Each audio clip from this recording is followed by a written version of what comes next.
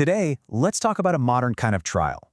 It's not something you face in a dark cave or a deep forest, but in the palm of your hand. We're going to dive into this idea of the dopamine trial and its relentless grip on us. The dragon now lives inside the pocket. Wow, that one sentence really just says it all, doesn't it? The great challenges, the monsters that wants to find heroes, they've changed. They've gotten smaller, quieter, and well, they live right in our phones. So, how did we get here? To really get a handle on this new challenge, we've got to look at the old story first, the classic hero's journey, and see how it's been totally rewired for the modern age. And this is where it gets really interesting. Look at the comparison. The classic hero, they had to pack up and leave their ordinary world to find their adventure. For us, the ordinary world is always on, always with us. The threshold isn't some mystical gate, it's just the first swipe of your thumb. And the prize, the boon, it's not some profound wisdom, it's just an endless scroll that promises fulfillment but never, ever delivers. And this, right here, is the core of the problem. In the old stories, the hero always comes home, changed for the better. But in our new story, how can you return when you never truly leave? Our nervous systems are, in a way, hijacked by this thing the source calls the dopamine trial's relentless grip. Okay, so what is this dopamine trial really?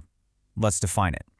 Think of it as a new kind of fire, one that doesn't scorch your skin, but instead burns something way more precious, your attention.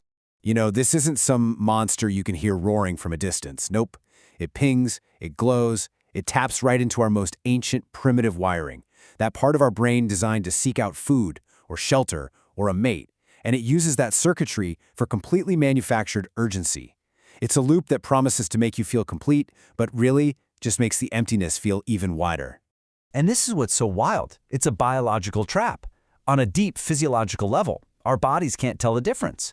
The same alert system that evolved to save us from, a lion in the grass is now being triggered by a social media notification. We get flooded with the same stress chemicals for a like as we would for a literal lion. And think about that image for a second. A hooked tongue. That is so visceral, right? It's not a gentle nudge. It's not a polite suggestion. It's a capture. Every buzz, every single ping is like a hook latching on, pulling your focus, your very consciousness, away from the real world around you. So, if the old hero's journey is broken, what's the answer? If we can't just go out and slay this new dragon, what are we supposed to do? Well, the source suggests a new kind of hero is needed for our times, an archetype called the stillness smith. So, what does this new hero, this stillness smith, actually do? Well, for one, they don't just run away from the digital world, they learn to forge something meaningful right inside all that noise. Their weapon isn't a sword, it's the pause, that tiny space between an impulse and an action. They don't try to slay the dragon, they learn to sit right inside its jaws and just refuse to flinch. They take the silence and hammer it into something they can use.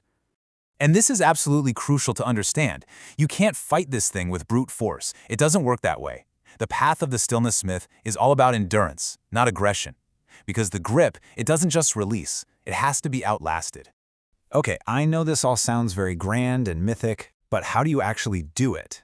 Let's bring this down to earth and look at the practical side, a real ritual you can use to start forging this inner silence for yourself. First off, it's worth noting that you don't have to do this alone. The source talks about something called a resonance hearth, basically a community built on coming together to intentionally unplug. It's a powerful idea. But for right now, let's focus on the individual ritual, the one you can start tonight. All right, so here it is, the 90-minute coal watch. It's pretty straightforward. Step 1, you pick a focus, like a single candle flame. Step 2, you take your phone and physically put it in another room on airplane mode. Step 3, set a timer for 90 minutes. Step 4, you just sit. That's it. Now, when the craving to check your phone arrives, and believe me, it will, you don't fight it. You just name it out loud. There's the craving. And finally, when the timer goes off, you write down just one true sentence about what you discovered. And you gotta remember, this isn't a one-and-done deal. You don't do this once and suddenly have some massive epiphany. The stillness smith isn't born in a flash of insight. This new kind of hero is forged through the simple act of repeated, conscious refusal. It's about building a muscle, one 90-minute session at a time. So you do all this, you sit with the flame, you outlast the grip. What's the point? What's the payoff? If we go on this new journey, what's the prize we bring back to the world? The goal here isn't some big victory parade where you've smashed your phone into a million pieces. No, the final image is about integration. It's you, able to carry both the phone, the tool, and the coal, your anchor to stillness. You're not at war with the device anymore, but you're not a slave to it either. You're in control. And this is the new treasure. This is the boon you bring back.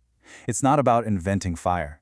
It's about bringing back the capacity to just be in a room with a fire and not feel that compulsive need to take a picture of it.